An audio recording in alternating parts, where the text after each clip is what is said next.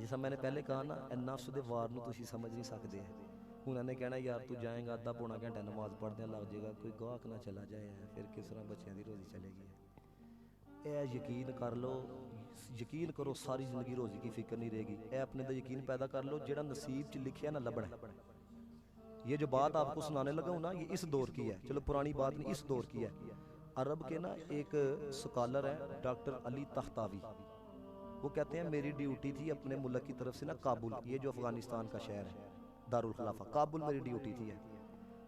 कहते हैं मैं अब ड्यूटी के ऊपर था, जिस मकसद के लिए मैं वहाँ गया था। कहते हैं मुझे कॉल आ गई मेरे मुल्क से ना, वजारत खारजा की तरफ से ना मुझे कॉल आ गई। उन्होंने कहा जी आप फ़ौरन ना रूस पहुँचे, वहाँ पर एक हंगामी मीटिंग है, एक मसला हो गया, आप वहाँ पर पहुँचे हैं।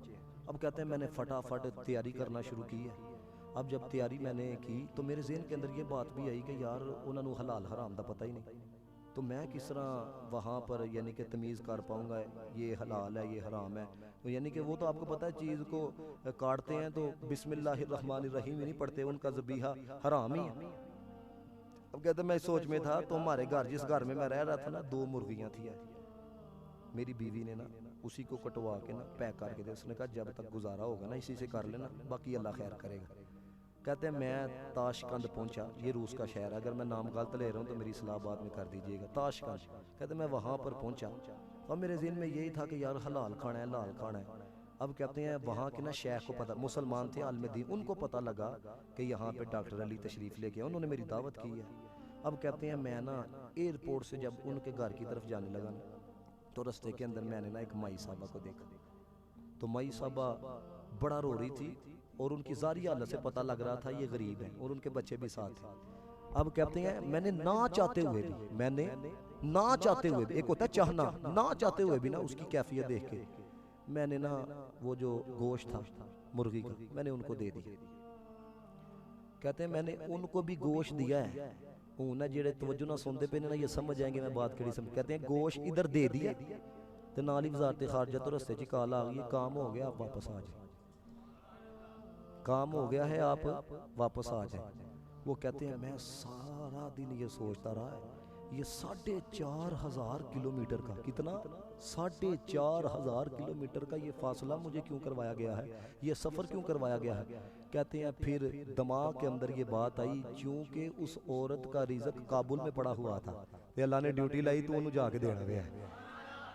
इथों हिसाब ला लो, कभी वक्त होता मैं इस पे भी। अब ये देख लो 4,500 किलोमीटर किथे कुकड़ियां काबुल के अंदर, तेरे नसीबा च हम ते किथे जाके देखे है, तो ड्यूटी भी किदी लाई है। ये है।